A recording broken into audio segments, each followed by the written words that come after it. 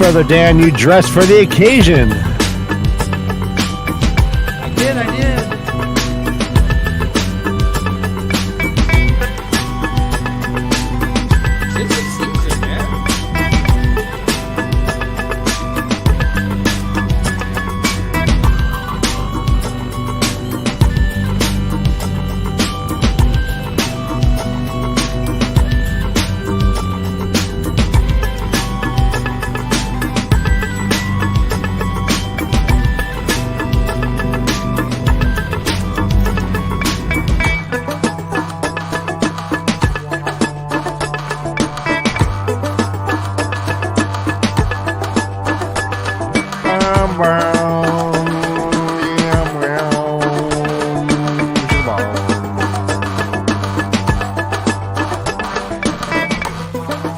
Oh, I love everything and everyone. I am a ball of light. I am you, you are me.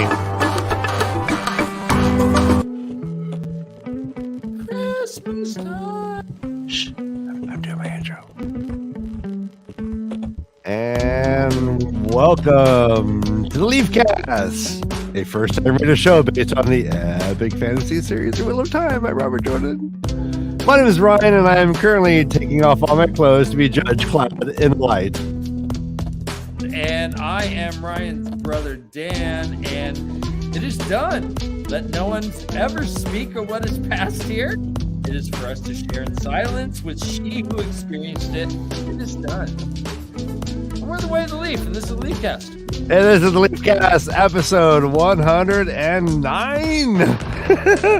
9, as Dragov said to Arnold, to Rocky. He said What's 9. that? Thank you. No, Ryan, they say niet. 9 is German. Jesus, I'm so racist. I know, you're like a white... All you white people look the dude. same to me. I'm sorry. I'm sorry, as a non-white puppet, I can't get over it. All right, brother Dan, this is amazing. We have a great show. These chapters are packed, jam-packed, fun-filled. Word. Josh has been texting us nonstop. Every sentence he's going, "Oh my god, what's going on?" He's like, what? I didn't. What? Like what? Like what? What? Like he's so smart on the show, but in text he's just a moron. He's just like every time he's just like, what? He just, like, sends us screenshots. What? I know, we get his live reactions, and you guys get his highly controlled, very calculated, distilled PR responses to the books. Let's bring him in. Oh, Josh. yeah! You love him, you love to hate him.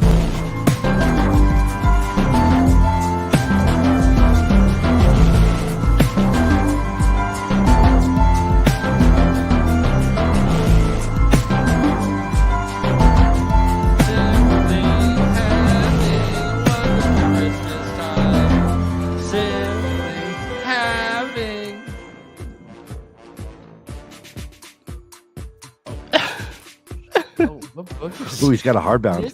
Oh, look at it. He's hiding his heart on. Oh, look how big that book is. He looks like he's like an Ogier book. I know. Oh my gosh, Josh. Perspective. I love it. What's up, y'all? What's up? Welcome. What's up? Let me turn off this. I mean, lower this. This is very raucous. Rumpin'. Let's get. I'm with it. If we can save that to second hour when we need the energy. All right, Josh.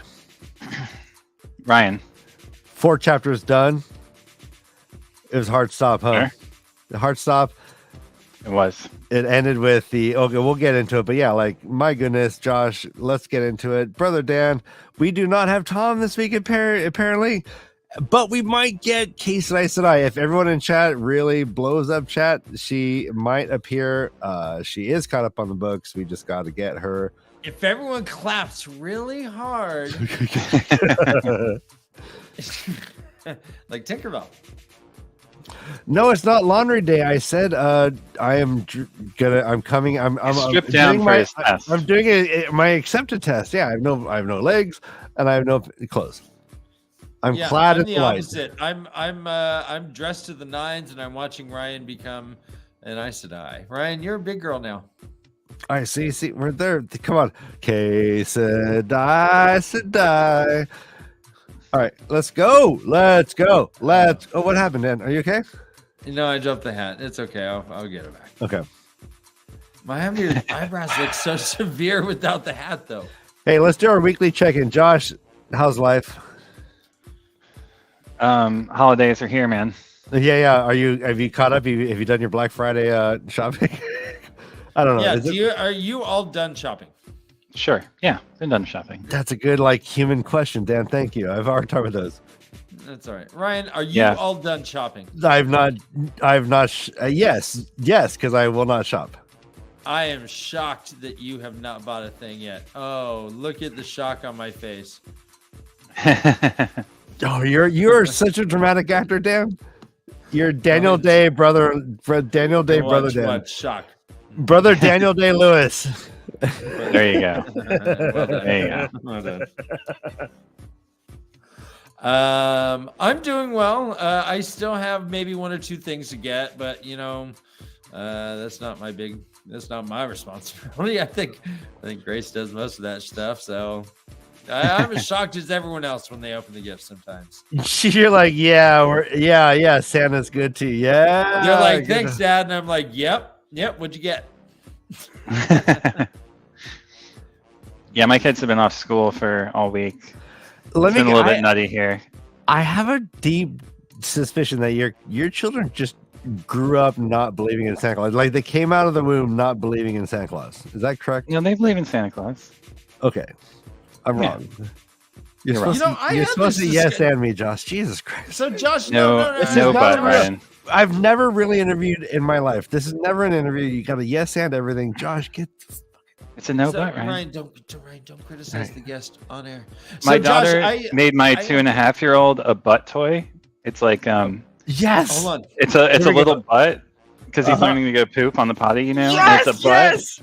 And you put it down, and there's a toilet that you set it up next to, and then you like take diarrhea and poop and pee out of the butt and put it into the potty. This is amazing. It's fucking amazing. This is amazing. Okay, that's great. It takes a village to raise a pooper. Okay, well, do you feel? Sorry, Dan, I didn't mean to interrupt you. Are you comfortable? Can I tell everyone what your daughter's name is? Are you comfortable? Told them. I don't know. Yeah, so Josh's daughter's name is Elida, and he named her Elida before he picked up the books. It's just a. But then he was like, "I stand by it." Yeah, yeah. She's a go-getter. I've been raised her to, She's a go-getter. Honor the Dark One. Great Lord. She's a go-getter. She was a novice only 3 years. That's that's a record. Well done. So Elida. we'll get into this later, but Elida has foretellings, right? Wait, you just said "but" again. Can you stop saying "but"? Say "rather" or just kidding. Could you just said "butt toy" earlier? Just go on. Yeah, Elida, go on. Go on. Elida has foretellings, yes. We learned that in Eye of the World, right? Yes. Yeah. So that's a very interesting little bit of detail to apply to these chapters. That is, huh? Shit, especially with the Josh. comments that she makes to Swan about being Amyrlin. Or never being good enough to be the Amyrlin. Okay. Well, I mean, then keep that in mind as we review the chapter. Yeah, let's get into it. Yeah. And then there's this very big moment where it's like, did Elida lie or not? About taking her skin off? Yeah. Well, no, she had to have meant it. We'll get into it. We'll get into it. There's another point where it is a possible lie. What's going on? Is she right? We'll get into that. I don't know about the other spot. The only one I can think of is I'll flay your skin off or something, and she had to have meant it in order to say it, right? Or she's a dark friend. Or she's a Black Aja. Well, I'm waiting for the Black Aja to appear in these books. They have to be here. Yeah. Okay. Well, let's jump into just to piggyback on your thing. I had an issue with introducing the idea of Santa Claus to our kid when we first had a child. Uh-huh. I was like, why are we supporting this thing that we know is just this lie? But I embraced then the whole mythic fablehood of society and keeping it would be wrong. So I'm glad that your kids believe in Santa, because I could see you being one of the people that would be kind of like, oh, why are we doing this? Like I was. I think it's a sad world where we don't have myth and like 9/11 and ritual. Like 9/11. And I think that's one of the things that like postmodern Western society has like, or at least modernity and Western society in general have stripped away from the human experience. And I think we have to take it where we can get it, regardless of what our qualms about, Yeah, like, regardless of like whether it's like a commercialized, like the whole propaganda. They don't believe in Jesus, but they do believe in Santa. They Do they believe in a tooth fairy? Tooth fairy is a maybe. Okay, so my daughter, who's going on 10, believes in Santa for sure, and possibly the tooth fairy still, which is mind-boggling. But my 6-year-old son, who's like another heathen, very, very smart. Can atheists believe in Santa? What the heck? Heathen. I know. Right. I don't think he's a heathen. He's just really smart. He is already questioning Santa. Awesome.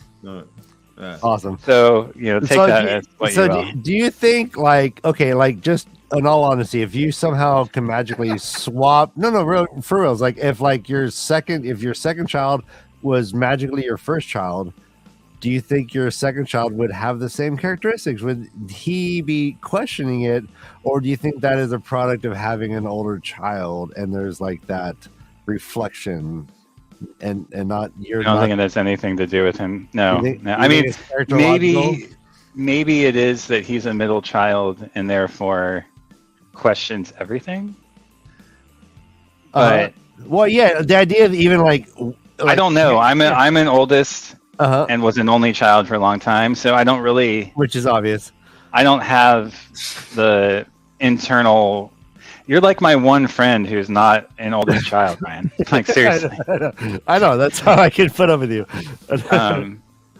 I'm used you're used to your piece of shit brother, right? Yeah, I know. Just constantly, like as we learned at the end of the show last week. Yeah, just constantly teabagging me. It doesn't. It's all good. But we're good. We're good. Go on, Ryan. I haven't teabagged you in months. All right. I don't know. I mean, it's really. I like your question, but it's hard for me to get there imagining it. Okay. All right. Sorry. I good like answer. That your little son is like just looking at your older daughter and being like, Alida, don't be such a simp, man. Come on. Get with the program. Well, Rigel's theory right now is that Santa is not real, but there's a historical figure called Santa Claus that was real. That's amazing. Because of like, parallels with Christ. And again, he's very smart and just draws incredible parallels between things all the time. So I'm not surprised that he picked up on that, but it's a very cool theory. Do you ever like discipline him and then fear like some sort of cosmic retribution? He doesn't need to be disciplined. He doesn't need discipline. He's like amazing. Well, you're right. Well, anyway, then you're good. He doesn't need discipline. Just wait till he steals your car, Josh. I mean, he will when he's 16. I'm sure he's a boy, but like right now he doesn't. Other than to be told not to jump on the couch. No, over here I am. I'm just doing my I'm doing my testing. I'm doing my testing, clad in the light. Well, we were waiting for you all those years. Now that you're here, let's go ahead and start. We're on chapter 7, called "The Itch." Sounds like a good album title. Sounds also like a colloquial Dr. Seuss story. STD, a Dr. Seuss story. Yes. This is Moraine, and we learned that the itch is just her wanting knowledge. She just wants to know. Yeah. She wants to be in the room where it happens. Seriously, how could you like do a Dr. Seuss book based on itch rhymes and not say bitch? Like how many? He was very itch- disciplined, Ryan. You're right. the You're right. answer. Like he's His word choice was rich yeah, like it dug from a ditch. when he would write about the book of the itch. His brain was not in the ditch, Ryan. Yeah, No, yeah. he Like would do it real fast. It would be done in a sitch. likely he would like coagulate and stitch. Hey, we're not going to snitch. Don't be a Didn't bitch. he create a Fuck! character called the Lich? Oh no, no, he would have the dark character of the Lich. The Lich. Oh, nice. Okay. Yeah. LICH. And tickle your itch. Yeah. I don't think Dungeons and Dragons existed then, but Yeah. Well, yeah. Like, let's move on and like hitch this to the next. yeah, you can't see. You can't get past 2 sentences without using the B word, Ryan. I Well, know. yes, I know. Like, is like what? I Look was at him, he's doomed for starting the to twitch. start. I was like, why did I even start this? I'm the worst at this. Starting to twitch. Oh, you see that little beautiful dog right there? That's C Money. I love C Money. She's C-Money. all Is she doing better? Yeah, she's all right. This Boo Boo is having a hard time, but Oh, it's Boo is having a hard time. yeah, I know it's crazy All because right. C Money is like 3 years older. Anyways, moving on. Brother Dan, I love your dress.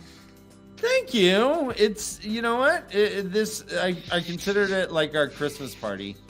I think yellow is the least sexy color ever. Well, I don't know. Yes, I'm just saying I like don't know, I fucking yellow. rock it, man.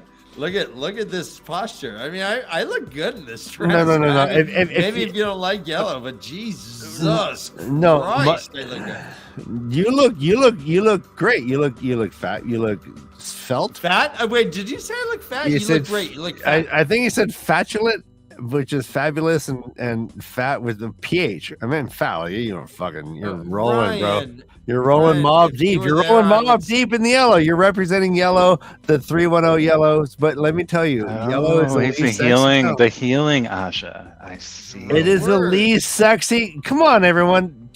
I They, feel like that if you go to mustache Hustler, right if you go to like Victoria's Secret, no yellow panties, no yellow bras. It's not sexy. Pink, black, gold, yes, sexy. Yellow, just that canary yellow. No, it's like, oh my I god. don't know. I don't know. My panties are rad. I don't know. Your man panties.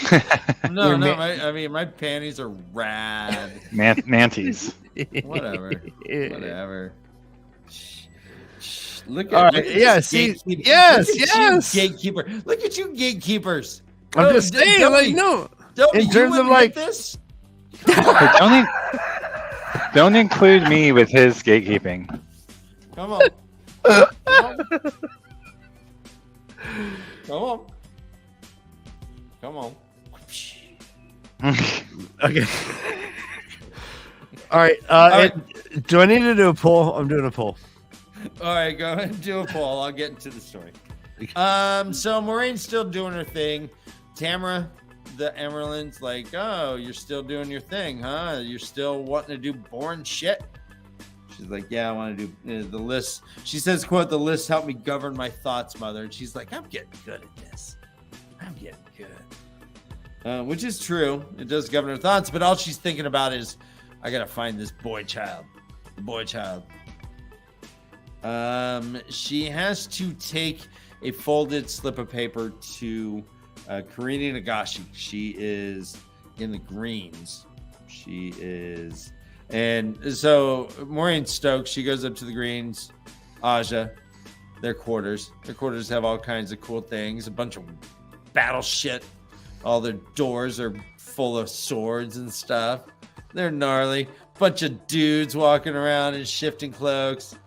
Handsome men, I assume. I don't know. Right? Well, yeah, like all those like burly, handsome men who are crying in front of Donald Trump. Right. Yeah, he's The men who crying. never cried since they were born.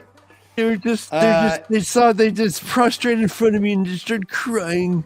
They just cried. They just cried like babies. It says no Aes Sedai had ridden to war since the Trolloc Wars, but these green were still ready to go, apparently. All right, the poll is live. Dan, would you take Brother Dan home and hit that question? Yeah, Yes, I yes, like or that. no? Right, I like that poll. Yeah, it's a good poll. It's a goal. It's the best poll. I only do the If best it's not, polls. you know what? If it's not 100%, then I think this vote is rigged. I only do I the think best this polls. is. Yeah, come on, vote. Okay, yes, Mr. Dovie, yes. If all of a sudden like I was like gonna have like a crying game moment, it wouldn't be like the penis will not bother me. If they came out with yellow underwear, I'd be like, no. Oh, Dan's. What, What are you you don't doing? want to know what's on here? What? Dan- What? You don't want to know what's on here? What? You totally do. You totally do.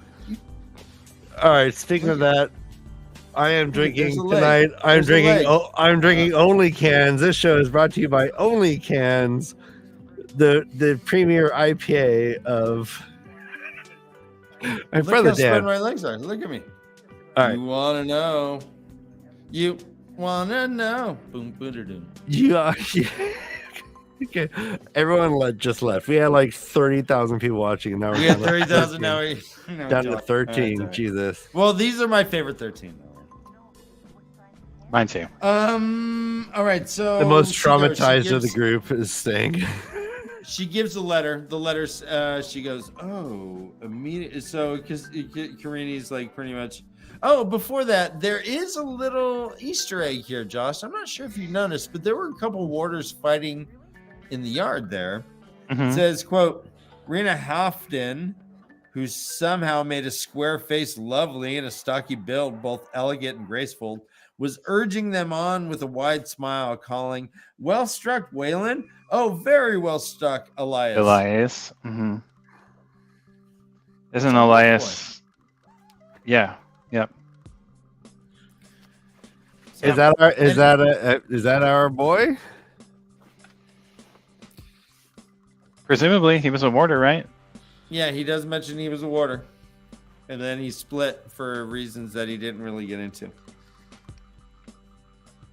But Um, but he has confirmed that he's killed several warders. Is that right? Like, didn't he? Yeah. Yeah. Okay. He's like, I don't like doing it.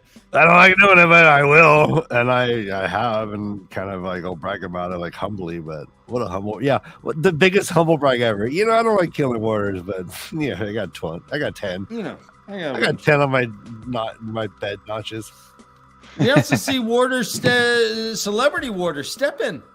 Don't we meet Stefan? That was my next point. Yeah, I thought that's what you were going to bring up. So we get to Yeah, meet Stefan. Yeah, Elias. My was, one of my super. personal favorites. Oh yeah. So when Kay Slice and I was listening to it, she's like, "Fucking Stefan." She's demands that I play the Step in Time video we made, which I might do. So is today. Karine the green who dies in the TV show? Karina, yeah. Yeah, I think so. Yeah. Okay. It is. Who was helping them hold the shield? She got brained by the rock. So yeah, that was different. Well, at least that didn't happen yet. I don't know. But here we see Stepin is a musician. He's badass. He can read Karini like a book. Because Karini's like, "Oh, I gotta go urgently." She just reads it. Suddenly, her two men are like, "Oh." He's like, Karini, you gotta go. The bathroom's open. She's like, "I gotta go." I got a question. Is trimming the wicks, is that a drinking obligation? Yes. Okay. I was Brother hoping Dan, I'm so. in the mood. Like, let's like be liberal with these.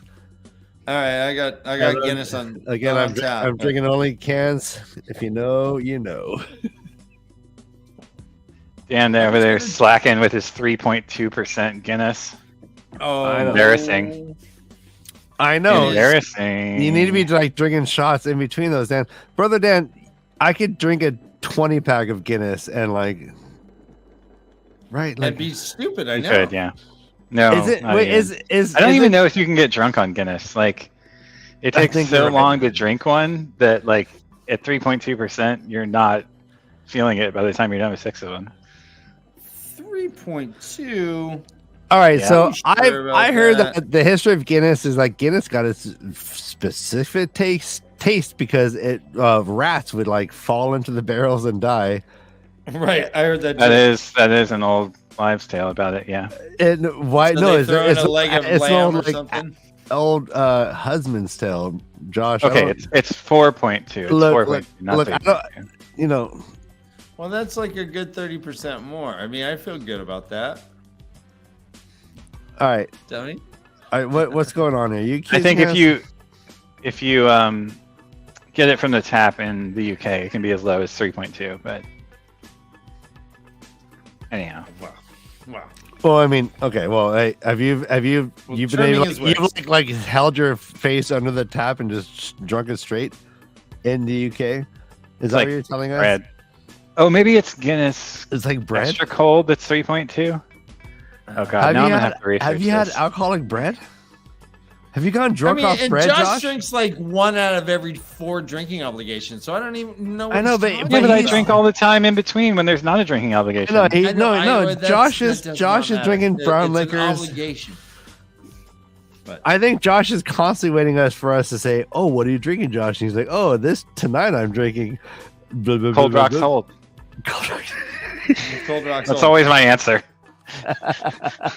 That's the name of the matter drink what that it I is. make prior to the Wheel of Time. Oh, I love it. Oh, hey, we have 16 people watching. Let's get this up to 30. Everyone, let's just all you need to do is grab a relative, start a new YouTube account. Come on, there's so many tabs on your browser. Let's go. Oh. You know, for Christmas, Don't worry about that's us. all- Just launch a new, That's all we want for Christmas is for you guys to just launch an create a new incognito email window, make a new YouTube account. Absolutely. Incognito is the way to go. Thanks for that life tip. Yeah. All right, so we go on. Let's go. So she goes. It turns out that they have been called urgently. Swan also is delivered a message to Asha Revenios. Mm-hmm. And that's a gray. They're like, what's a gray and a green doing there? And they're like, oh, those are going to be seekers. They're going to be seeker missiles looking out for this man or this boy child. This passage here about the secrecy means she believes the Reds cannot be trusted just blared to me Black Aja. Like, they don't know it, but that's actually what the problem is. Uh-huh. In my Okay. mind. So if you would you Coming off the books we've read, like, I'm reading it from those eyes, right? No, In that I love context. that. So, like, flashback to where we are at the end of book 5. Would you guesstimate that there is a like demonstrably like percentage difference between like Black Aja and the Red, as opposed to all the other Ajas? Do you think there's more? Oh no, I don't Black- think it's actually about the Reds. I think it's about the Blacks. I think the Reds, they mistakenly think it's about the Reds, and maybe it is to some degree. Oh, okay. But that really, the secrecy is about keeping it from the Blacks. Okay. That's my guess. Ah, But- okay. That's how I read it. Right. If my math is correct, 4 people said no. To what? Your poll. Because they wouldn't bang him. Oh yeah. Well, let's wrap up. Yeah, that's a poll. pretty good. That's a pretty good ratio, Dan. I guess I dressed. I mean, up. 3/4 would bang you. All right. So yeah, let's. I'm gonna want give the one world more this thing in perfect minute. harmony. We've had 12 votes, and there. How many people are watching? I don't even know. All right, like. Yeah, I'm annoyed I'm not logged in because I can't see the viewer count tonight. All right, so let's see if we can get all the votes in. I'm going to close this poll and see if Brother Dan is absolutely fuckable, basically. Anything There over we 50%. go, perineum. That's amazing.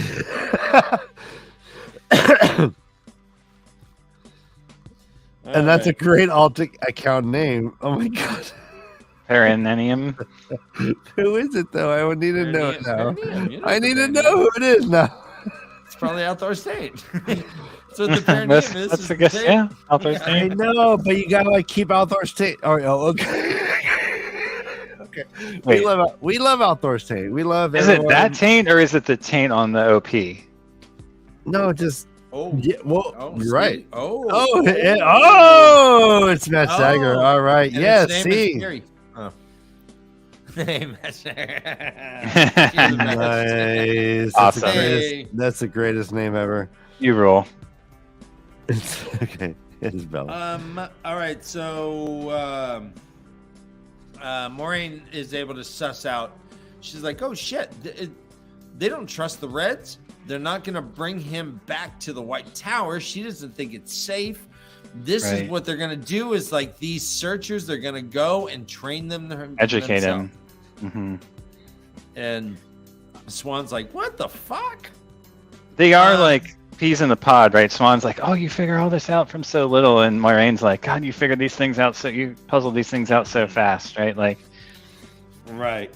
Well, there is this, so it does lead us to a drinking obligation, Josh. Let me know if you think this applies. Quote, and after a quick look for lurking sisters, stuck her tongue out at the other woman. No. I'll drink anyways. Okay, I will too, but like, no. Dan? I know. Yeah. Are you okay? There? Jesus. I was checking. No, that's where my trough is. Oh, I see. I was like, is there a perineum over there? There's a perineum. Hey, my puppet will eat an ass. Hey, challenge accepted. It's good to see you, Lee Science. Lee Science. So, turns out every Aja but the Red get called. Swan and Moraine are just kind of scoping. See that there is a new. He gets busted. Lee Science. Lee. Eldra catches her. Eldra Najaf. She's raised Keeper of the Chronicles, and she catches her. She's like, "Oh, I was just looking." They're like, "Oh, I see." She's like, quote, she's like, "Well, we dreaming of the shawl. Perhaps your time will be better spent in study and practice." She's like, yeah. And then the woman says, "Do those other dreams still trouble you? Some of the Browns know a great deal about herbs. I'll make sure to give you something to help you sleep if you need it." She says, "Varen said I already has, and it's something that they take. It tastes like shit, but it helps them sleep." Yep. It's the thing that Nynaeve uses, the fork root or Wolfsbane whatever. fork root. No, not fork root. The Hogwarts. Heartsbane. Heartsbane. There you go. So I think, just to rehash this because it's been so long, I'm still suspicious about Varen being turned. What do you mean? There's that whole passage. Like, I'm still not sure if Varen is in the Black Aja. Oh, okay. Because of that passage where she's in her room and she like obsessively returns to the passage about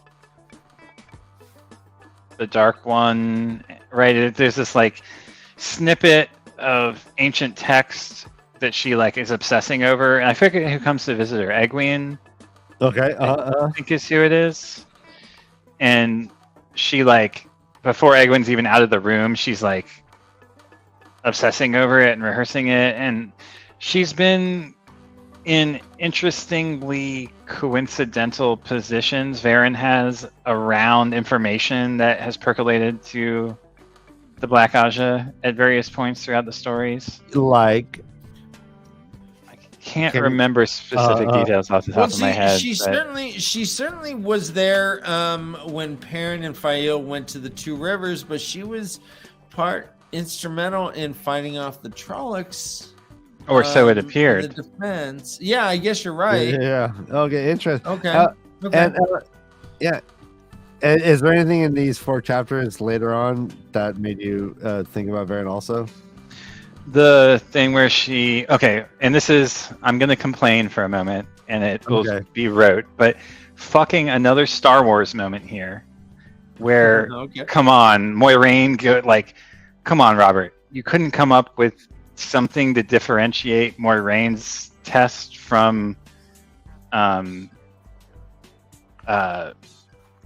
Elaine's accepted test with having something in her pouch and worrying about being discovered, and then like Swan does the fucking same thing yet again. It's like, come the fuck on, really, really, Interesting.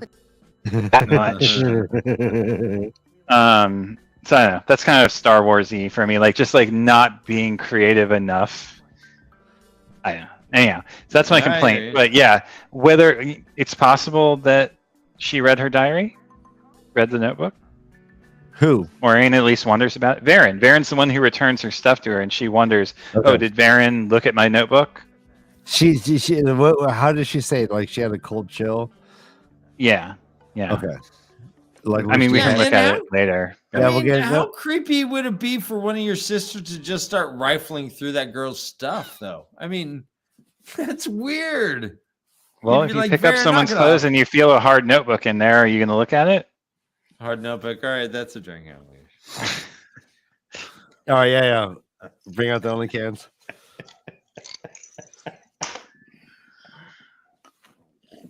All right, no, that I love it, Josh. We love it. We love it. We love it. And where we go, we'll follow. We'll follow. Whether you're right or you're wrong or you're right. Your reader, you're always our favorite. Your favorite. We love you. Oh, you're just like I a will babe follow coming out of Josh. water. The colors of the Asha. There is. By the Wait, way, hey, there's a let's take a second. Chris Village Plopper, mattress. Village Mattress, Village What? Mattress. Village. What up? Dude has been working so hard, so You're- hard. Yes. I bet you're enjoying some holiday brown liqueur of your own Yeah. What are you drinking, Village? from your collection. Let us know. Everyone's greeting you wholeheartedly. Wholeheartedly, not even half-heartedly, wholeheartedly. I went over to a friend's house and we had a scotch tasting the And the other night, food and I thought of Village Mattress. I really just thought you were gonna Oh, say I nice. went to a friend's house to eat and the food just ain't no good. Why, Oh, 'cause so the macaroni soggy, and the peas are mush cheese are mush, and the chicken tastes like wood. Yeah. Yeah. We all know this. Whoa, what just happened in the background there? What happened? I'm bringing up. I just want to say hi to Chris. There he is. Look at There he is. Look at that smiling. that. I remember that day. Mother effing. Oh, I'm remember I'm that filled day. with love. That's when we Filled got with my It's not all you're filled with, Ryan. You're right. No, and I'm filled with progesterone because I'm transitioning into a man. Hey, there you go. Well done. The mustache is quite nice. Thank you. Thank you. All right, so Maureen wants to test. She's like, "Fuck, I hate this. I hate this thing. I have this notebook filled with names. I have all these clues, and the tower wants me to go ahead and just kind of be the Queen of Kyrian, and I'm not sure if I want to do that. So I just want to split so I can just follow these names." She's How like, much- I want to test. How much do you think all the blues around the Amerlin at this point in the story of Moiraine's most impactful life event led to her being a blue? Okay, well, I would love to get into that. I have some thoughts that just came up on this second reread, and it comes up when in my chapter is on 9 and 10. Like, I have, Okay. Yeah. yeah, Like everyone who she encounters is a blue Aja almost, except for Elida, who she hates, right? It's like, I mean, there's the green and there's the gray, and like there are others, but it's like all of the people in power who are important to her are blues. So, do you think like the blues just kind of manipulated her into being blue, or do you think she came to it on her own? No, and maybe being raised in the house that she was in her position of like potentially being the queen, like all of those things factor into it as well, of like having a purpose and like feeling a desire to be a leader of. I feel like the blues are kind of like leaders of their own cause. That's kind of how I imagine them. Oh yeah, yes. Oh, Queens of their own cause, so to speak. So I can see some similarities there, you know. In the game of houses too, probably factors into it. But it's like, it just made me wonder, like, all of these women are blues, and here she is, like, having the most impactful experiences of her life between her uncle's passing and Dragon being reborn and like someone dying in front of her and being close to the Amerlin and like going into her own Aes Sedai-ness, like, you know, like your environment affects who you become, right? No, awesome. I love that idea. That's cool. Yeah, and I mean, are you seeing the water woman in the world? Yeah. Are you seeing the water metaphors? Not in this chapter, but we have seen him in the book already. Yeah. In New Spring? Okay. Yeah. Okay. All right, well, Brother Dan, when you want to take a deep breath, move away from the mic. Thank you, Ryan. I'll do my best. Can you do that again? I didn't really get that. I didn't understand. Can you do it again? So Guitarra apparently had other foretellings that Moraine is like, hey, these foretellings seem there's rumors that Tarman Gaiden will happen. They're like, oh, right. Guitarra said Tarman Gaiden is going to happen in our lifetime, which can be a couple hundred years, granted, but still. But this wasn't something that they saw. Swan's like, I don't care. Right. Why do we care? She's like, well, no. This kind of matters. And she says, quote, the way she spoke, he could have been born at that instance. Maybe the shock of that was what killed her. Yeah. Mm-hmm. And that's what we kind of talked about about last week. Yeah. Mm-hmm. Yeah. So Moraine is kind of picking up on that as well. But they're like, no, we got to practice. So they're like, all right, they're doing practicing. Moraine's doing it. She's doing all right. They're tickling her. They're doing little swats on her ass. They're sticking ice things up her coochie, you know, like the basic things. And then Elida walks in. She's like, hey, I'm here to observe. Moraine's like, all right, I gotta focus. You gotta focus. The girls are like even beating her a little harder. They're like, oh, take that, Moraine, take that. And she gets to like 69 of them or something. 60. Brother, Dad, you're okay. Are you doing this on purpose? Because you're turning me on. I'm not sure if I am. Okay. Go on. I'm not sure. I'm waiting with I'm aptly waiting. So she, but then once Elida takes over, Elida goes full aggro. She's like, no, you got to go faster. Faster. She's beating the fuck out of her. Wapow. Ice things in her coochie? No, ice things in her butt. It was up her butt this time. She's like, how am I supposed to focus with an ice rod up my ass? She's like, all right, Elida, you want this? She's getting whipped like it's a big thick belt, just walloping her bottom. Wapow. She's like, oh fuck. And then it's Swan's turn. Same thing. Ice thing up the ass. Wallop. Swan doesn't cry though. She's tough. Ryan. Is that tough? No, I don't. Is that tough? Yes. Okay. Yes, if she's like, I'm not gonna scream, and she doesn't. Yeah. That's willpower. Dan, when you say no to me, and I just start crying and like begging you to say yes, that's me showing strength. Huh. It's strength, bro. Okay. So, come on. So the Aes Sedai organization is obvious. Yes. Go on. Yeah, machismo. Obviously, very hierarchical. Yes.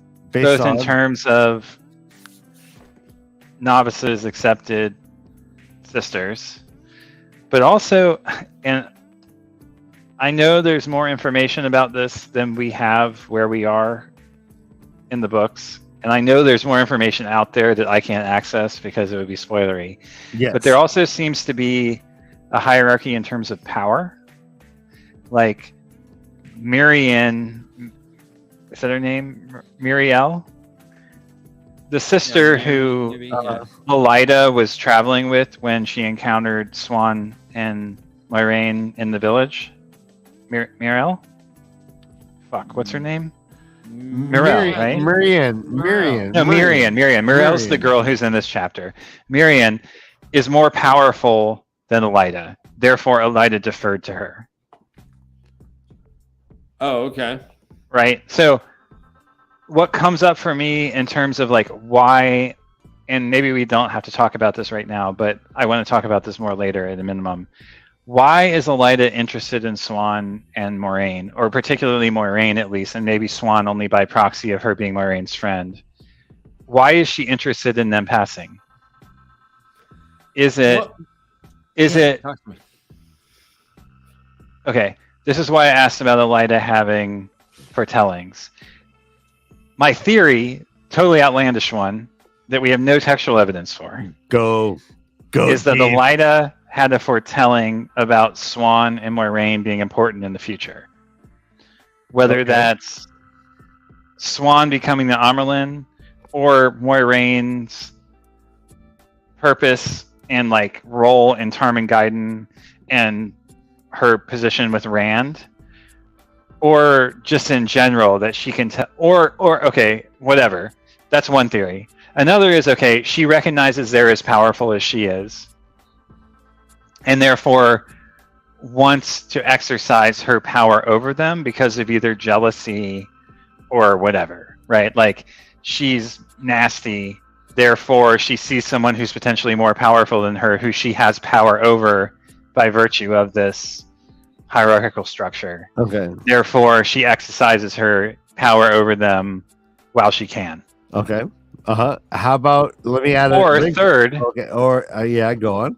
she's got the hots for one of them. Okay, which is like a good point. I was going to bring up the moment in the Amazon show where Moiraine and Elida. No, it's not Elida. No, that's Landrin. Damn it, you're right. Yeah. But I think that's the least likely of the three. I think most likely is she's just a bitch and she likes executing power over people who will be or potentially are more powerful than her while she can. But she also wants to see them succeed because she knows that they will. Elida, despite being slightly insane and possibly misguided, also wants the tower to be in a position to deal with this newly prophesied thing. She wants the White Tower to be united and to perform a central, to be a powerful force in the face of what is to come with the dragon being reborn. I think we can agree with that. I mean, that's part of why she's described as being so vehemently red, right? Like, that's part of what comes along with that, is her dedication to the mission of the White Tower. Possibly misguided and possibly done in a way that's maybe not quite right. But nonetheless, I think her intentions are for that thing.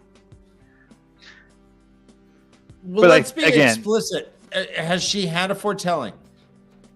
I would like to believe so, but again, there is zero textual evidence Okay. that she did. But why else would she help them and not other accepted? Like, there are other accepted who are presumably as powerful as Moiraine and Swan. Correct. Is she out there helping them? Do not hear that they're super powerful at all, right? Right. Yeah. We know that Moiraine and Swan are both powerful because of our knowledge from earlier in the books, previous books. Yeah. We don't know that from textual evidence within this particular narrative. Well, she says here that she is trying to help them, that she wants them to pass. Do you believe this to be true? In her way, yes. in her misguided and possibly masochistic, sadistic.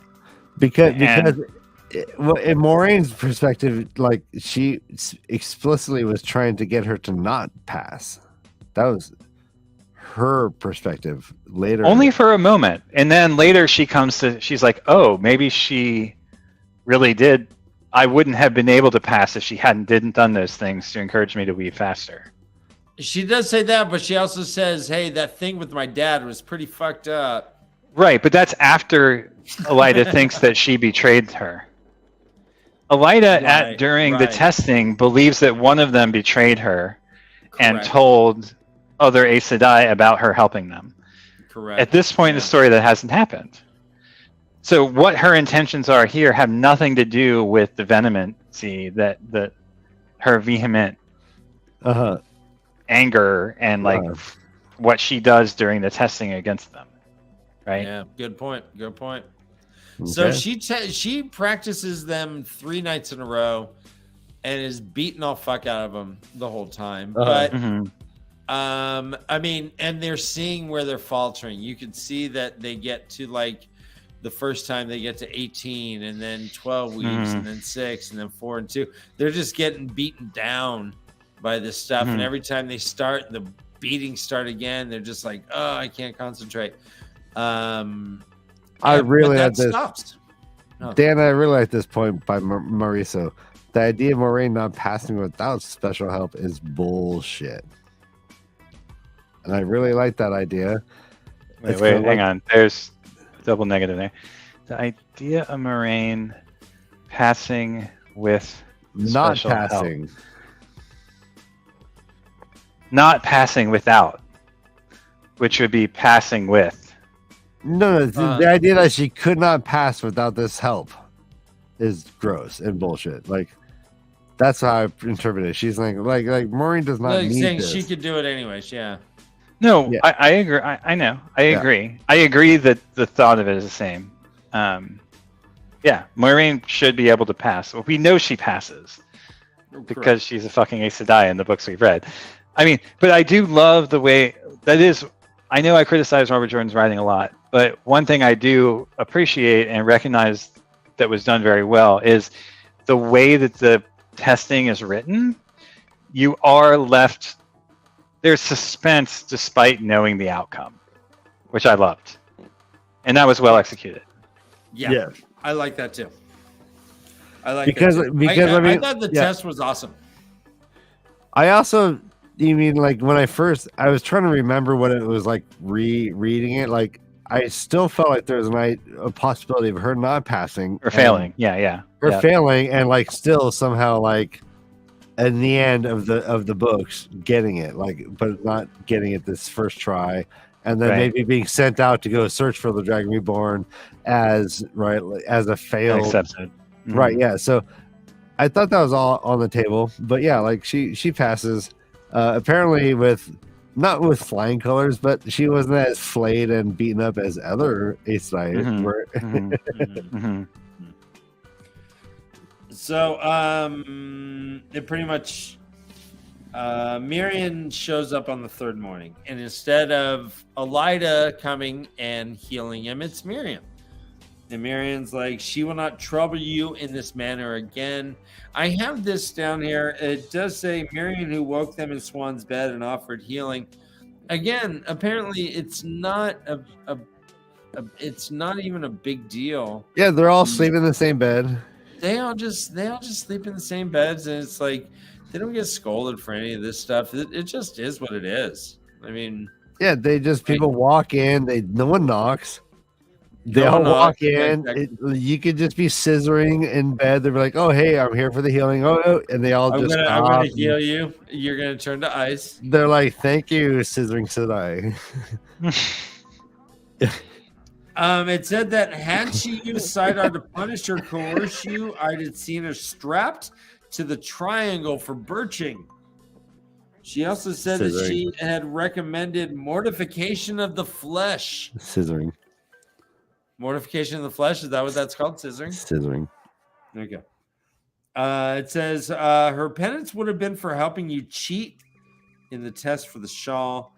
and that she paid a price in humiliation for giving it when I confronted her.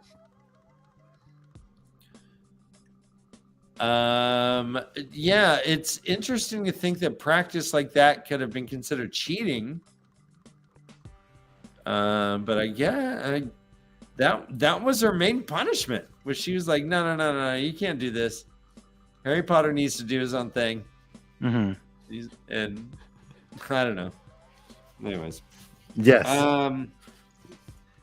But apparently you're right. Elida, it says, quote, clearly Elida thought they had gone to the mistresses and novices themselves because they see her and she in the cafeteria and she's just staring bread daggers at her.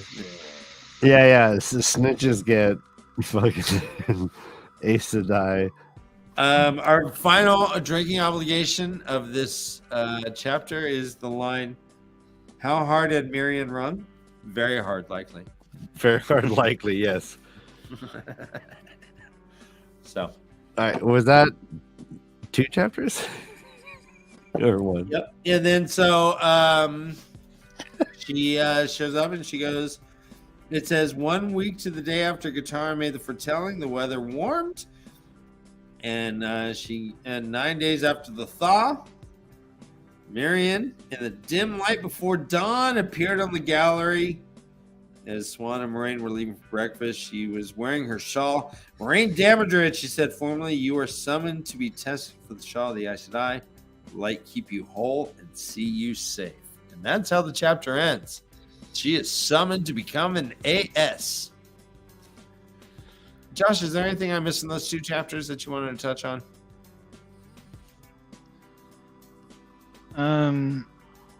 No, just like I said, why if Elida's interest in them was not particular, if Elida's interest wasn't particular to them, why wouldn't she have also been helping Ilid and Muriel and Shiriam, right? Like, something is special about Swan and Moraine in Elida's eyes.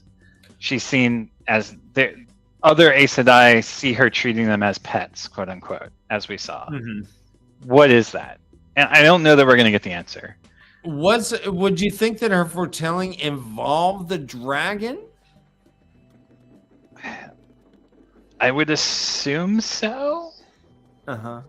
But again, that's totally a fantasy at this point. We have no textual evidence for it. It's just I had forgotten even that she had foretellings until I went back and thought about it. I was like, what is it about the light? Oh, right. She has foretellings. And she's been showing special interest in the 2 of them. I mean, maybe it is just animosity. Maybe she's like, oh, I'm the fastest accepted to Aes Sedai that there's ever been. These 2 might break my record. I've got to fuck with them to keep them from doing it or whatever. Right? Again, there's so many ways that this could be spun, but it does explain this animosity.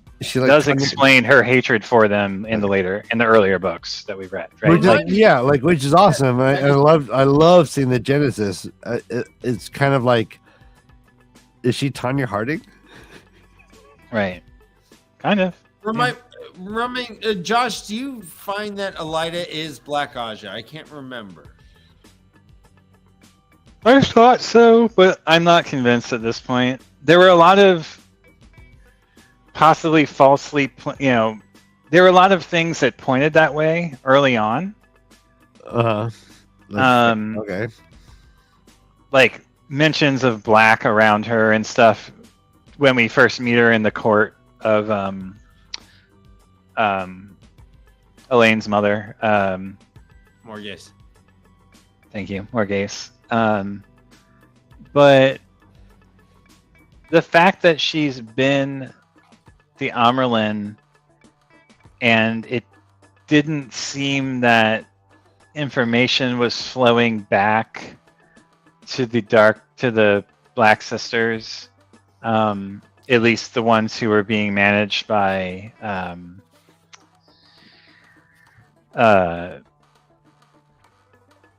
the Forsaken. Yeah. Okay.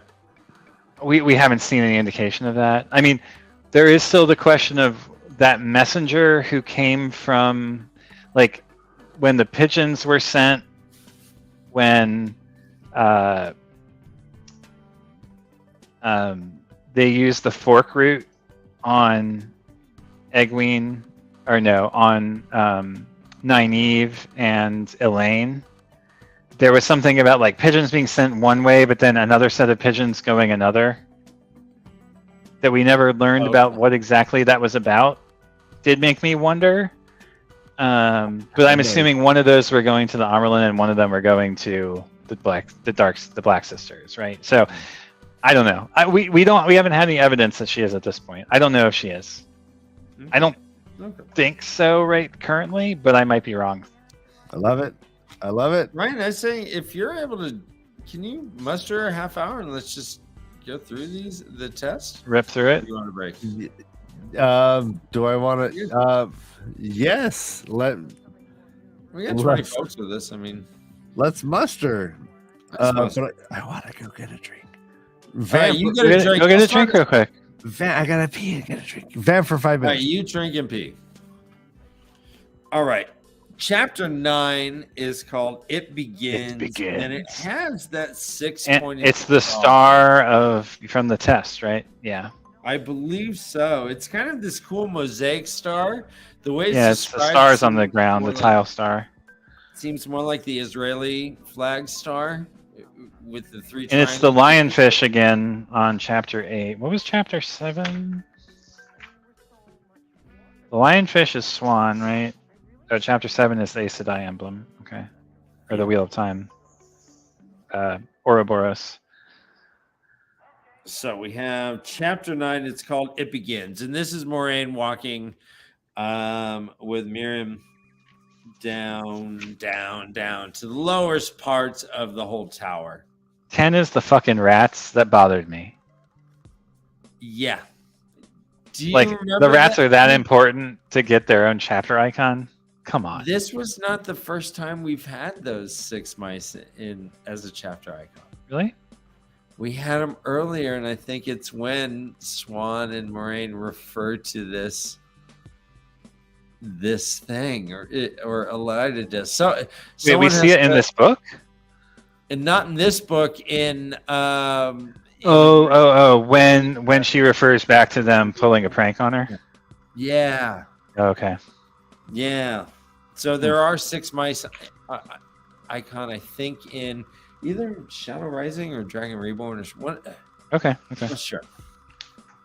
Anyways, they're going down to the basement, and this is the lower tiers where the sun don't shine. They're going to the bunghole of the tower, as they say. And she's like, all right, I got one chance here, but even if I fail, I will still use the power. Yeah, this is interesting, huh?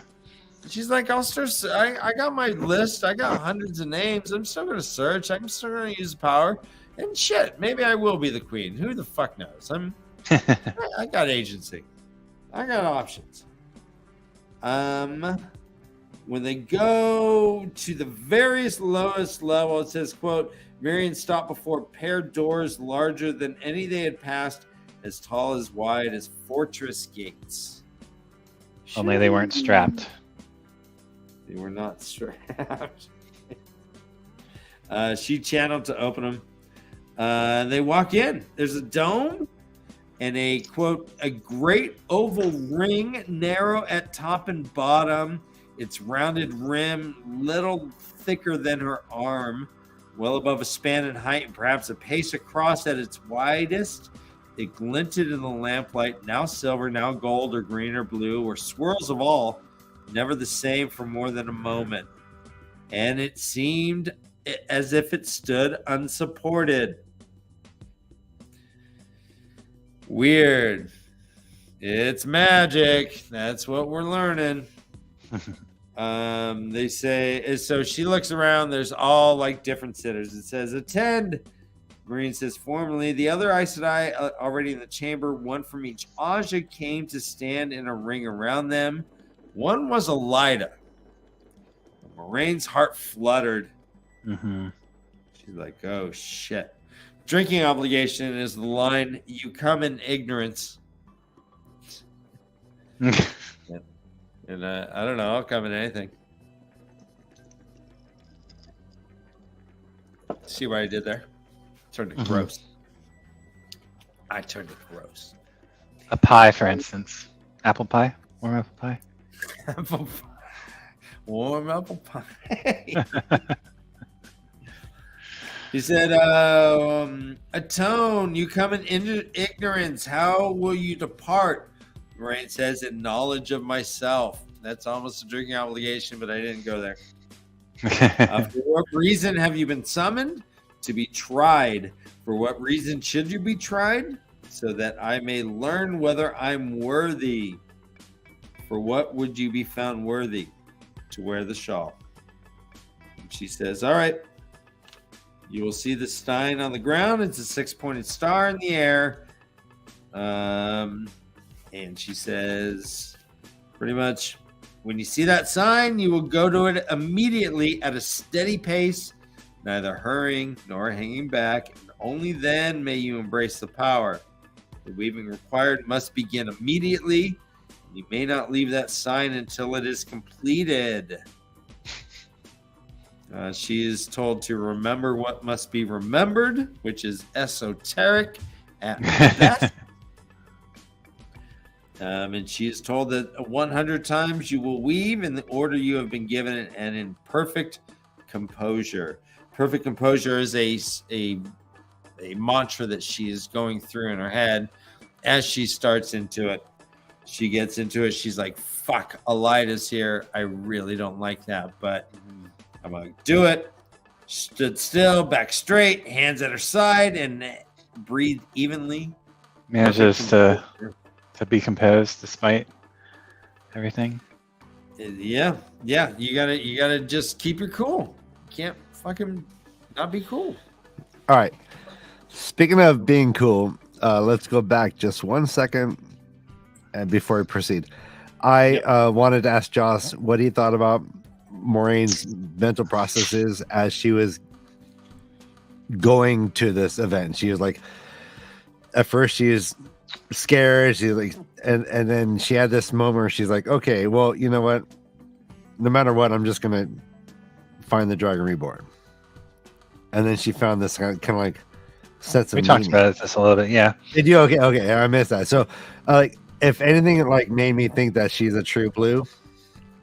It's that, yeah. It was this, like, and this, it was right. so edifying for me to see that because it's so natural for her to come to those conclusions. She's found her cause, basically.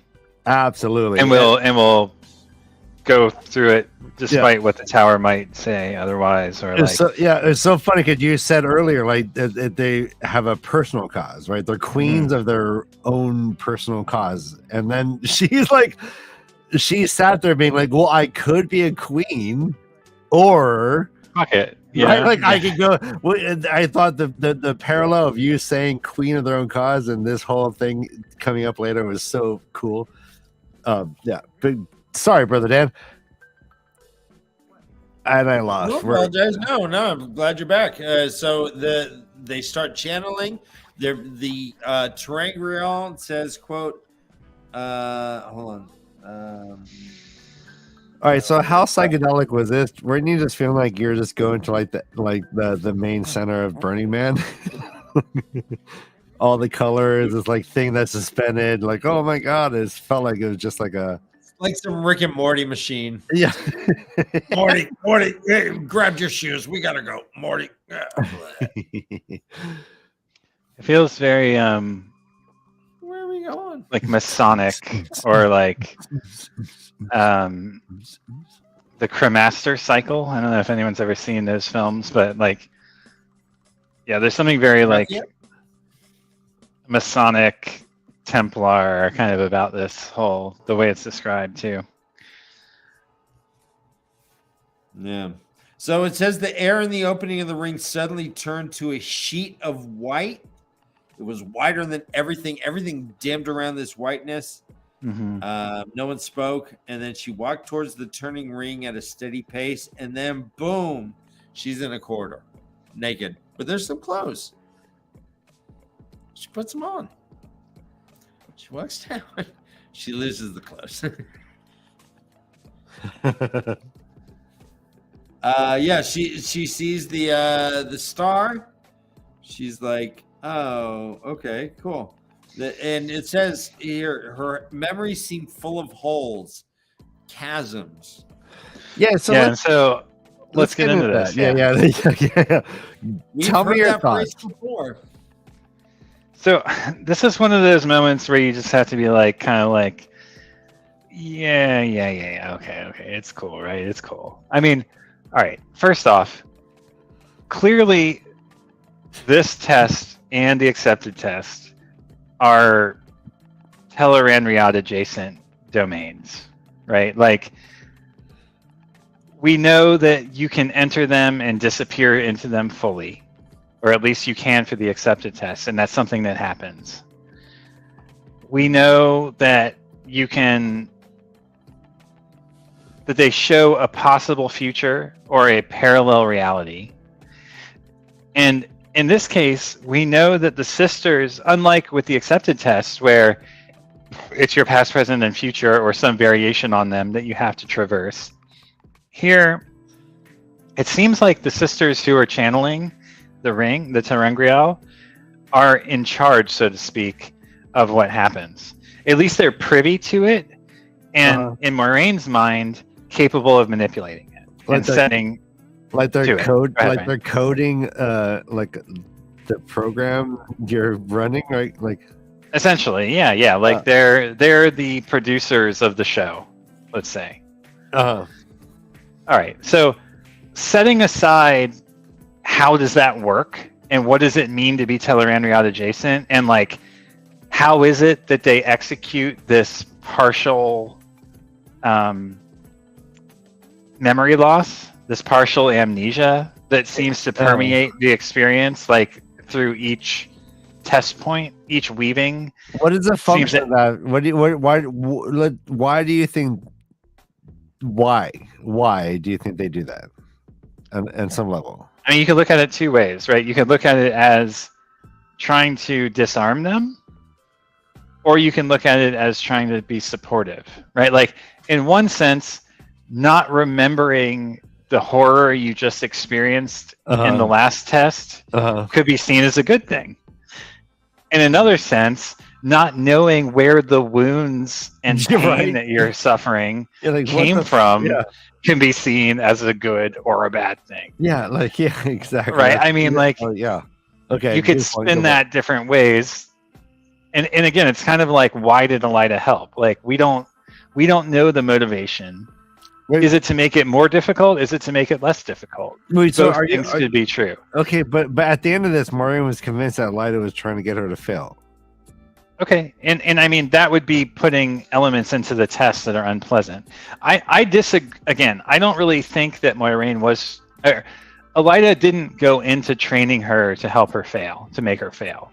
I don't think. She had good intentions. Now, after thinking that they backstabbed her and turned her in, did she try to get her to fail? Okay. Possibly. Although I think Moiraine probably wouldn't have failed no matter what Elida did, because I don't think they have that much control. Okay, and then my bigger complaint, even than the like, okay, let it slide, like what's going on here, is if this is Tel'aran'rhiod adjacent, how is it that the Aes Sedai have been training themselves to dreamwalk for years, for many years? They just didn't know it. So what is this bullshit about them not knowing anything about the dream world? Like, how did no one put two and two together?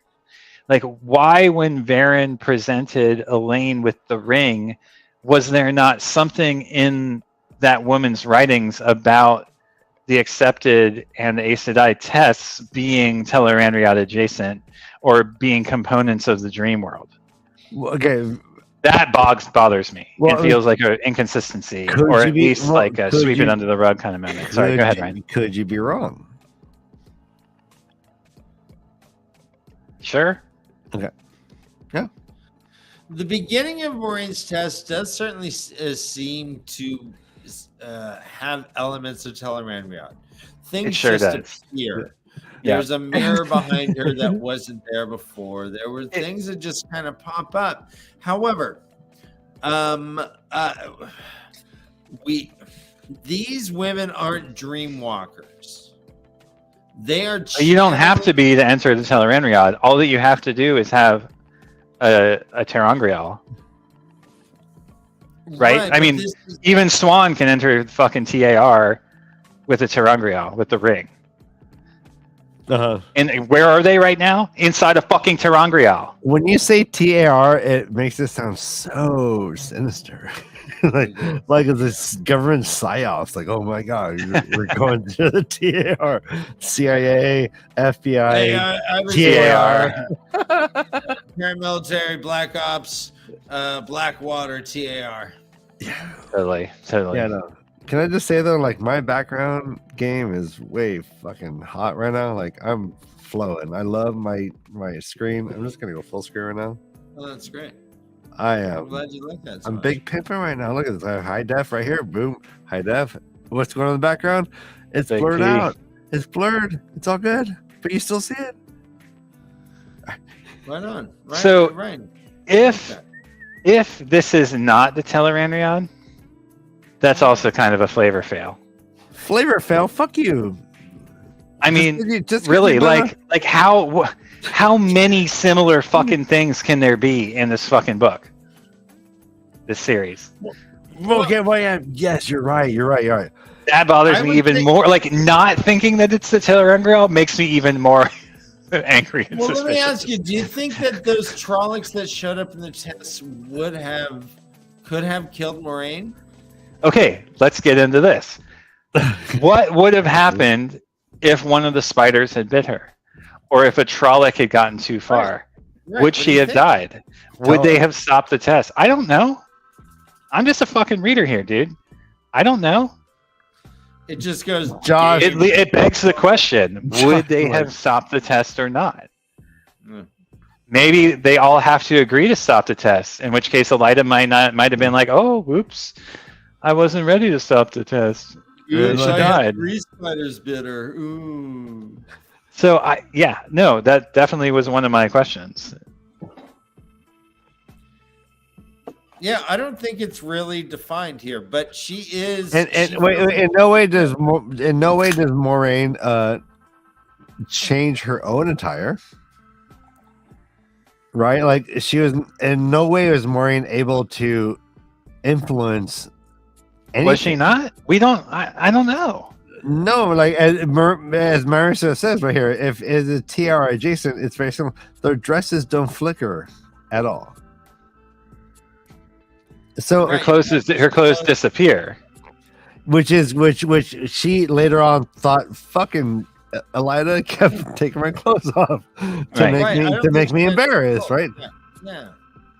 So again, I mean, I'm not saying it is the TAR, but if it is, it seems very TAR light. And again, how do you explain their control over it? So yeah, they could have died exactly. Well, he doesn't. He doesn't have fucking the authority on this.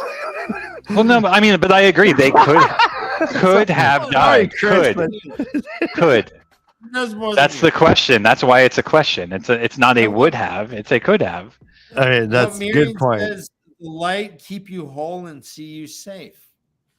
I mean, it implies that there's some sort of danger. Do you fail out of the test or do you die taking the test? I think both, either or could happen. And what is it that controls that? Is it your entry into the dream world? Is it are you there in the real flesh? Like we know is dangerous? Or is it a projection? Or is it your belief that you're there or not that causes you to be at risk or not?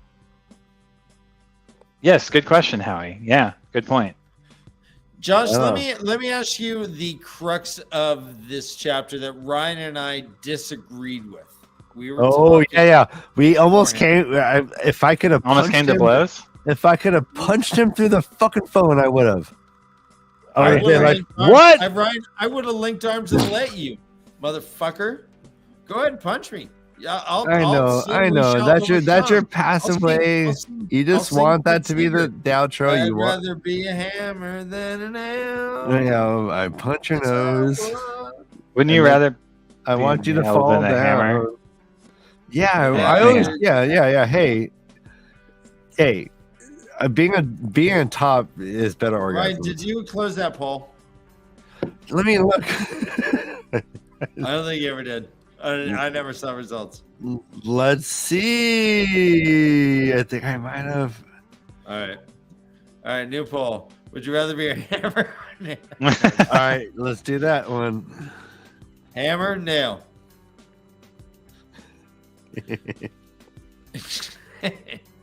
And take that any way you want. Top or bottom? No, Ryan, hammer, nail. No, Dan. I know my audience. Oh, Jesus. I apologize, guys. I'm trying. But to be honest, I don't know what the response will be. But I do believe. All right, so Josh, here is the question: were the useless weaves, all 100 of them, were they distractions that were being done while Maureen was defending herself against skull spiders and Trollocs, or were the weaves that she had to do for the test her actual defense? Does that make sense? And we're asking chat this, but like, give Josh some time to respond. I can't see the chat today because I'm not logged in. So Okay, then you're safe. Oh, use your alt account. Guess that. You're log into YouTube. My alt account. Incognito. The one that's called MaTsDaGgerX. Yep. That one.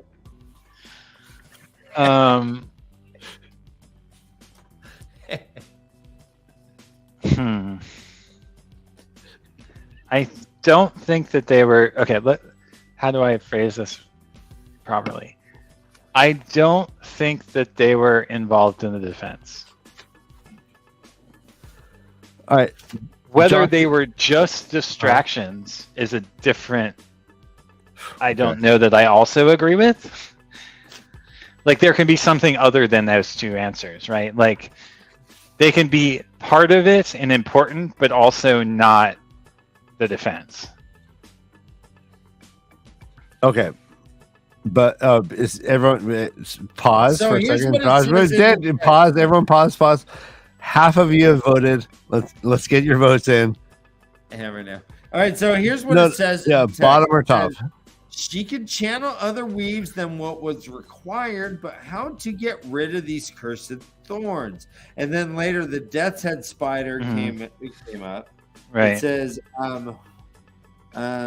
still weaving the useless snarl of the 5 powers.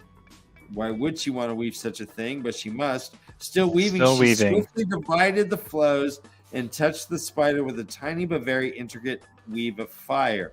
The thing flashed to ash so quickly it did not have time to scorch the branch. So everyone she saw, she killed. But this, to me, this is while she's doing the stupid weave. So, hey, Dan, don't influence him unduly. Just let him answer. Why is that influencing me? No, I mean, I think it's about power. It's about, we know the more powerful of a channeler you are, the more parallel weaves you can do. No, that's okay. And Rand's powerfulness in a part comes from his ability to do many flows concurrently. Yeah. And we've learned that throughout the text. So no, here's very specifically though, and I hear you, and I'm feeling you on that on every level. But like, what we're asking you is this: up until this testing, they thought that they were learning useless weaves. The whole time they're like, why do I got to learn 100 useless fucking weaves? In my opinion, once they started testing, those useless weaves all of a sudden became very useful, and each one actually served a purpose that was only specific to the testing that they're in. And Dan's saying That's no. what I mean by they could have a purpose other than being part. So this is where, okay, in a sense, I agree with you. I don't think they're involved in the defense, though. I think they're like the key that unlocks the next phase of the test. Oh, so they got to be doing this on the side while they're blowing shit up and doing XYZ. Has nothing to do with it being protection necessarily, but it does. Okay. It's like the combination for the lock. Okay. Think of it like an escape room with 100 rooms, and every room's lock is unlocked by the useless quote-unquote weave that they've learned. I just don't see that happening. All I see is them saying, okay, I'm using this weave. Here comes the enemy. I attack them. More come, and all of a sudden they stop coming, and then I'm done, and I move on to the next one. I don't see this whole dual thing happening where they're like doing this complicated weave and also fending off shit. I see that the weave that they are there. She says that she's doing it. She's splitting off the weaves and doing other things. I think that's the weave that they learned, which is specific to that trial. I think each weave has this stupid specific thing, and they have to learn how to do it very quickly and use it in context. Before they had no context, they're just learning the actual weave, and they thought it was useless. I think if that was true during one of these, she'd be like, "Oh, that's what this weave is for," which we never get. It's always, "Oh, the stupid fucking useless weave." Okay. Right. So when the Trollocs show up, and that I guess I'm agreeing with Dan without knowing it, but I know. Yeah. Well, I'm it really says, just. one I'm more so step when butthurt. she was on the star. Yeah, why don't you weave my butt sore? Wait, sorry. Go on, Dan. I'll rub some ointment into your butt hurt. Yeah, thank you. I need that. Very nice. One more step and she was on the star. Straight away, she embraced Sidar and began to weave the required weave first.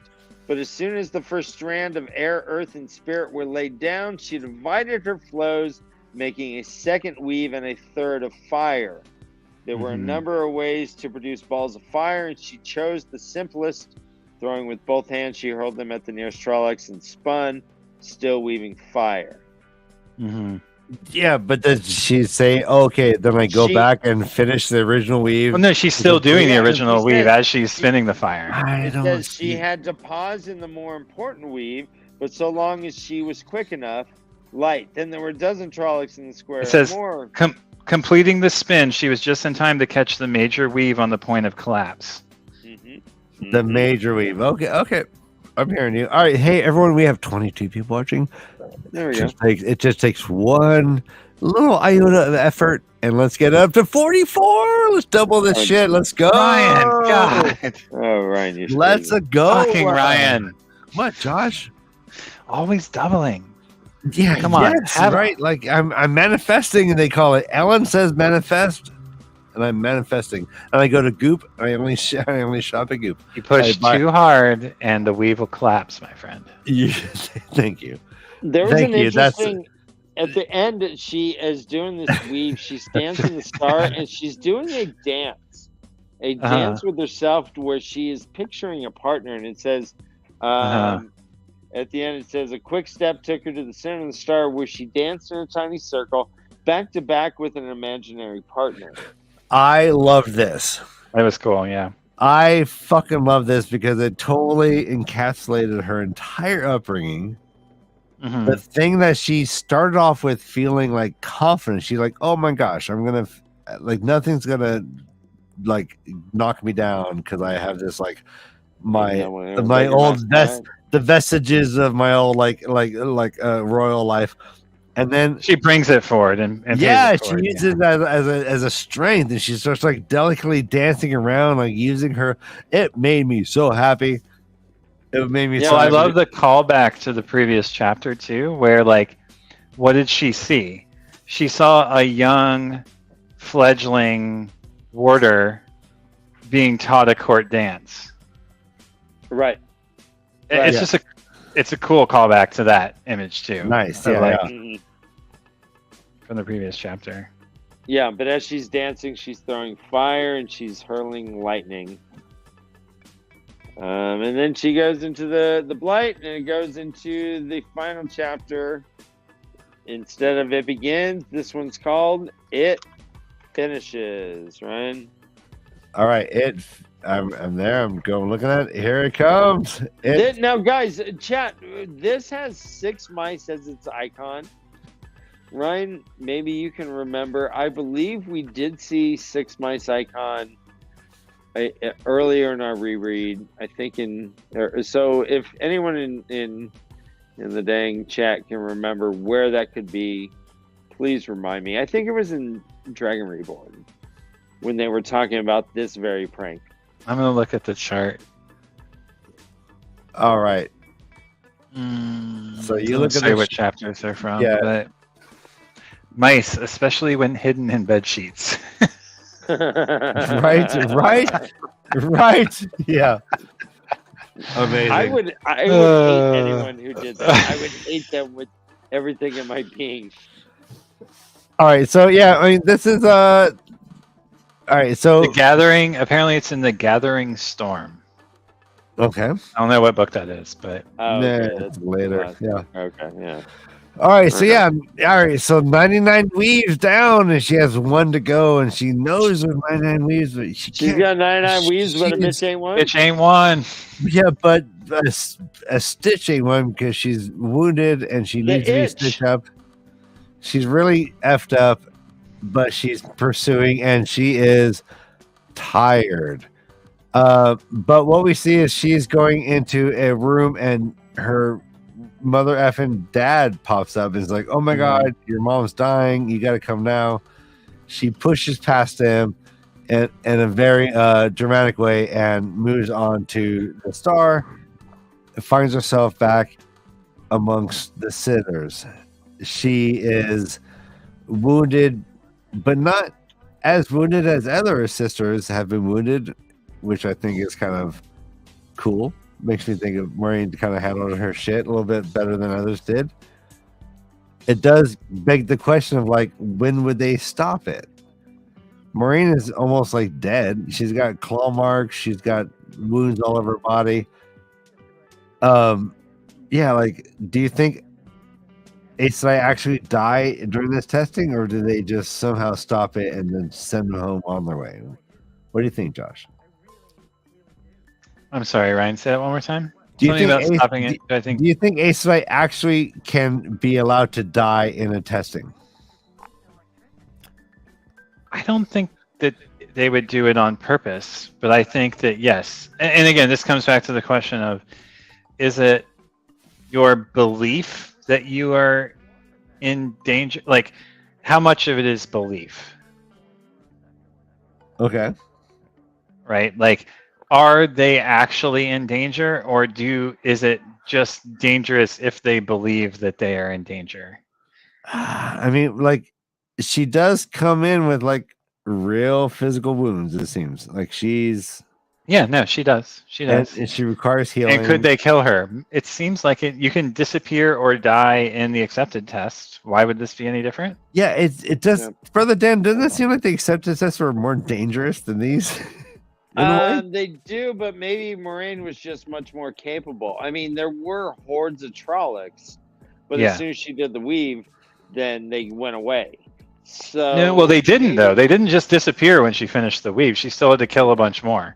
Yeah, that's a good point. That's With a good the- point. Yeah.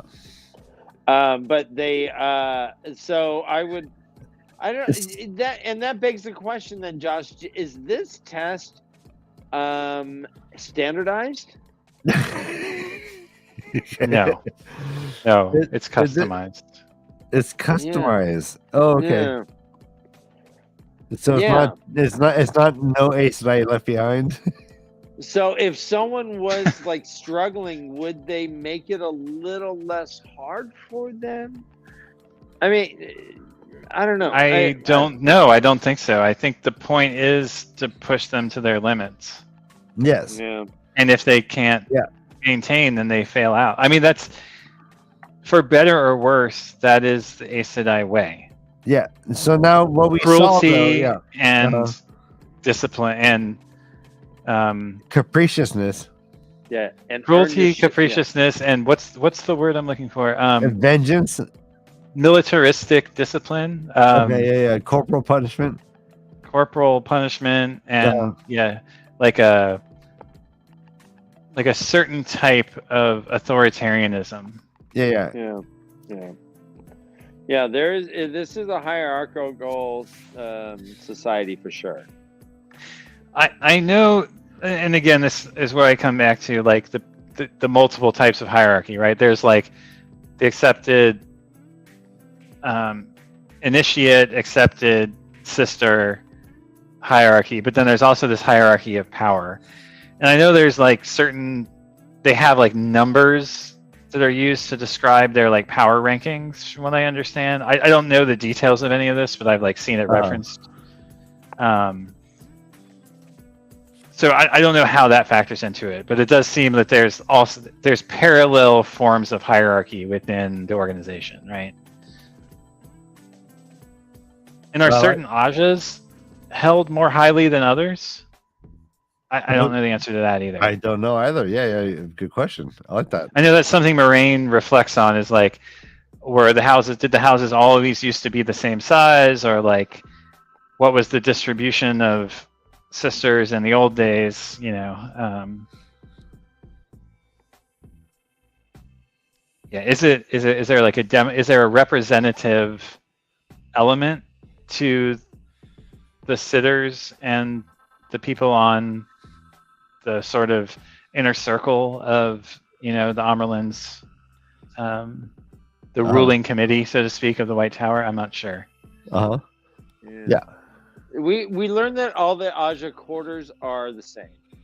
Right. Same number of rooms, same layout. So at least you would think in the design, structurally speaking, right? Yeah. Equanimous, like the actual. All right, so as she's coming out of her testing, there's this whole moment where she's like she was offered to be healed, and she started talking, and then Varen says, "You really should heal the child before she falls over, Anaya," Varen says. And then Maureen says she felt a chill at the side of her clothing in the brown sister's hands, which is going back to what you're talking about. Very, very odd phrasing. So she gets healed, and she, right? Woo, yeah. What do you think of this idea that like no one is to quote unquote speak of what they go through? This is not. We've heard this before, but like, what do you think of this like custom of like sisters never talking about what they go through? Is that like, what do you think is the what are your thoughts on that? Same with the accepted too, right? Like the accepted test, they were told to never speak about it with anyone. Right? Like, what is the function of that?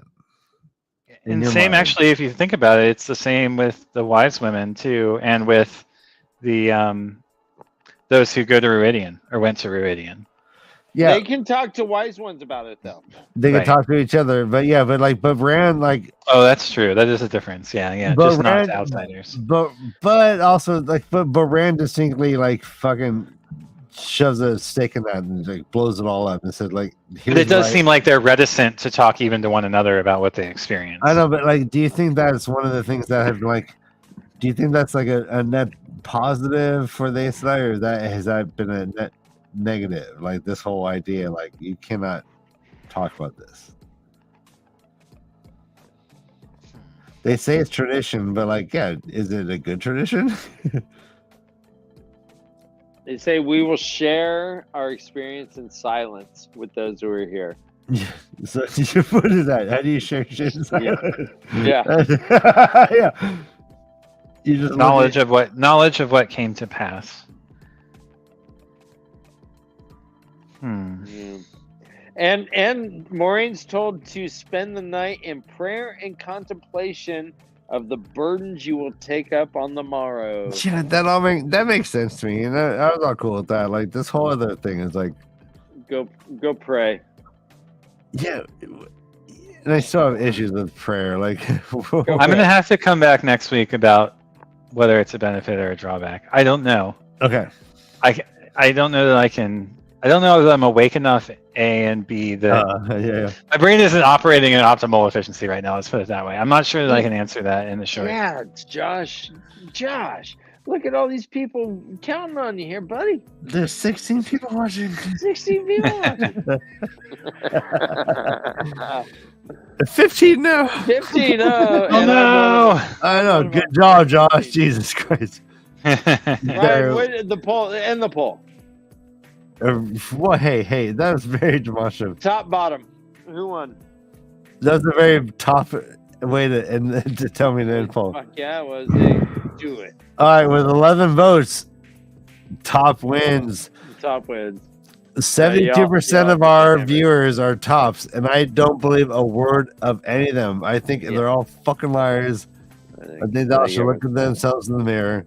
I think everyone would flip if they need to. You know what I mean? Hell yeah! Like a pancake on a griddle. If you had a pogo stick jumping on you, you'd just be like, "Yep, let me sit there."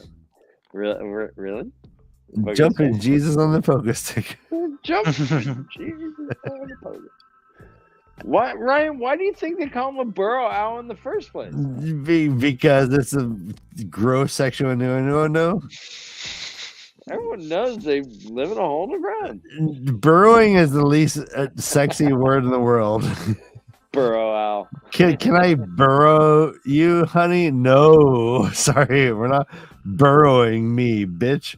All right, Hey, John. Ryan, can I borrow some sugar from you? Okay, I can stand by that. All right, let's get in Josh. Let's bring it close. Josh, we love you. We love you. We miss you. Yeah. But we also appreciate you. Yeah, totally. Thank you. I think we're ending the show. Done?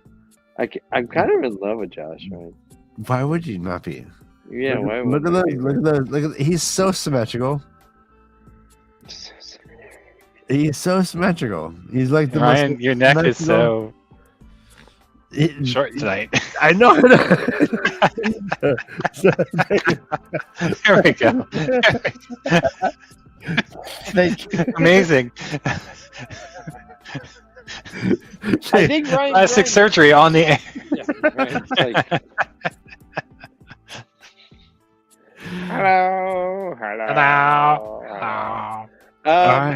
We should point out that Moraine is holding vigil in Swan. So she finishes. She is, hey, you made it.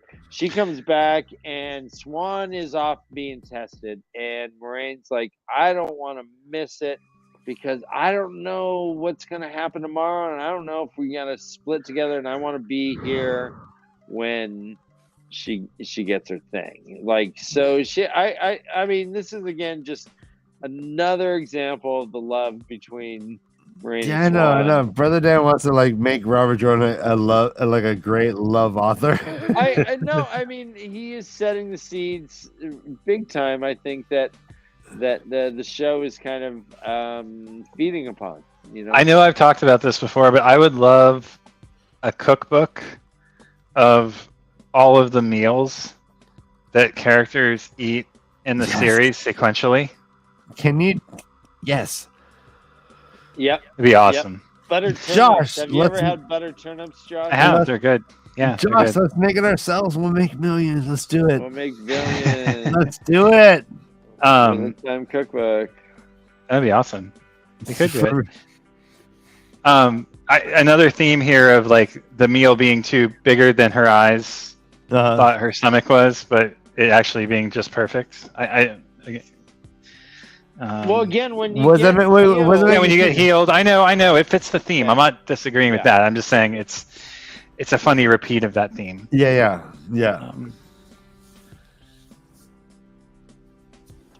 Did you like the chapters? How about that? Yeah. Mm-hmm. Yeah. Okay, good. Now, as I was like getting ready for this show, I was thinking, God damn it, like what? Like this came out after book 10, right? Yeah. And this guy like didn't make it to the end of the whole series. Like, would we have like preferred he didn't write this and just kept writing the books and give us more book? Or is New Spring kind of worth it in hindsight? I think I need to get to the end of the book to make that call. Thank you. Yes, and yeah, it's just putting out there in the ether like a Elon Musk, just putting it out there with no consequence. So at the end, they decide that they're gonna put some mice in friggin' Jesus, Linus' yeah. bed. Sorry, Yeah. my VPN just disconnected from work. I'd like to believe that it's important. This book has more of a feel of fan fiction than it does Robert Jordan. Interesting. Okay. Weirdly, Okay. I hear that. Yeah. there's a different tone and cadence to it than the rest of the series, and maybe that's more what it is. Maybe he had a need to express this stuff in the way that it's expressed, rather than it being necessary for it to be a like linchpin in the series as it is.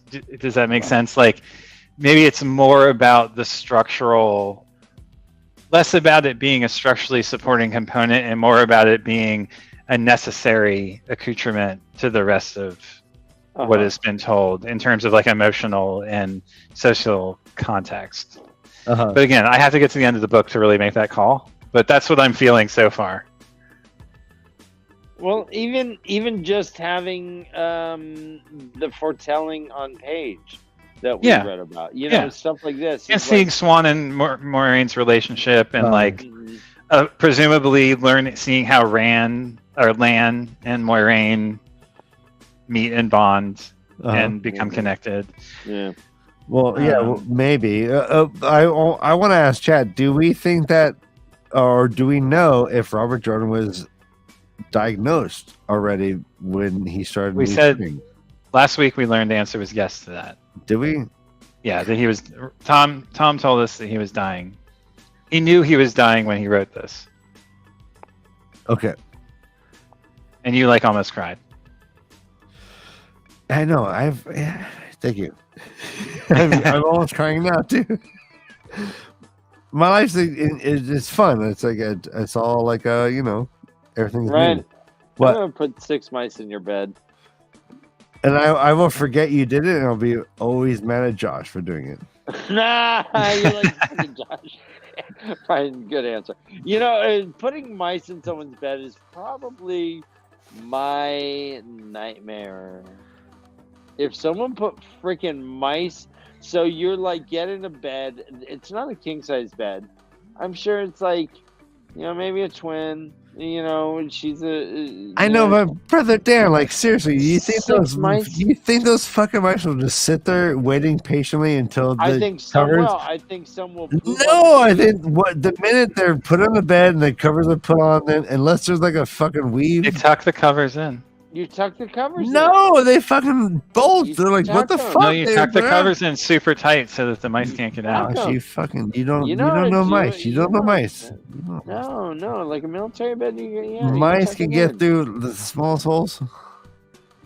I had a horrible experience kind of related to this as a How many mice? 20-something-year-old. How many mice? No mice. No one put mice in my bed, but Then what are we talking about? I was living for a short time in a studio in Sarasota, and there were rats in the building.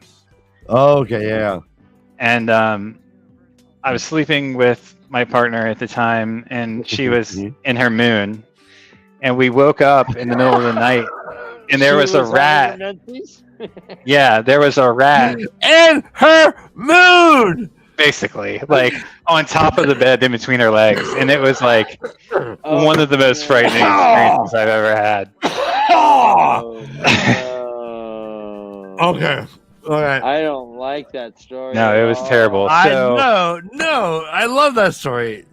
I'm more dad who woke up and rolled over and looked at to see what time it was on his clock, and there was a big fat possum standing on top of his alarm clock. Alarm clock, yeah. It was truly horrific. I mean, it was really just not good. Yeah. Well, already she's in her moon, which is crazy. Who wants to deal with that? I saw you standing alone. So I can only imagine having mice in your bed also sucks, but I don't know if it would compare to that experience. I just think like Moraine and Swan like had a whole lot of build up, and they like put the mice in the bed, and they leave the room, and the mice were like, "Fuck this!" Fuck it, and I'm out of here. and they all leave, and like they go hide like mice do. But still, they're all over the room. I mean, that's it's. Yeah, big in their moons. Yeah, I'm sorry. Yeah, like big, I know. Big and woman is horrifying. Mentees, though. Mentees is the best phrase, guys. Let's embrace it. Yeah, menses. It starts with men. MEN. A mentees. Hey, you're bleeding. All right. Is there anything that we wanted to talk about, Josh? They both are Aes Sedai. They haven't Exciting. gotten the ring or anything, but they passed their test. Yay, Swan. Yay, Moraine. You guys are champions. And it's she said they want to go do something, but I mean, so the last Rocky running up the steps of the fucking hall. the last line of this is Moraine talking to Swan, and she says, "Only after you've eaten," she says. Is that a drinking obligation in contract? Yeah, I'll drink to that. Yeah, let's drink to that. And also like obviously Moraine just wanted to like stay in and fucking and bang. And Swan's like, revenge. Yeah. She's all, let's put mice in her bed. Cereal. Like Swan's problematic. Swan also could have eaten an oar. She was hungry enough to eat an oar. All right, village. Good night. Good night, everybody. Yes. I'm excited for, are we reading 3 again or 4? We're gonna do 3, I think. Okay. The 4th chapter is a little longer, so 11, 12, 13. Easier. Yeah. Yep. We're halfway through. Yeah. So We're doing the way the Leaf is only doing first-time reader shows because each Sunday show is landing on a major thing, family-oriented. We're just taking Sundays off. Next 2 Sundays is in Christmas and then New Year's Eve. So yes. Absolutely. We'll continue on our rewatch episodes 7 and 8 in the new year on Sundays, but we are going to carry forward with the first time reader show. Josh, we'll see you next week. Sounds good. Look forward to it. Please don't laugh at me live. Josh, have a good holiday. Man. You too. Yeah. I wish enjoy it with the family. Great weekend. Thank you, Ryan. I hope you have a great holiday. Enjoy your weekend. Yeah, you too. Everyone watching, run for your lives. This is Way of the Leaf.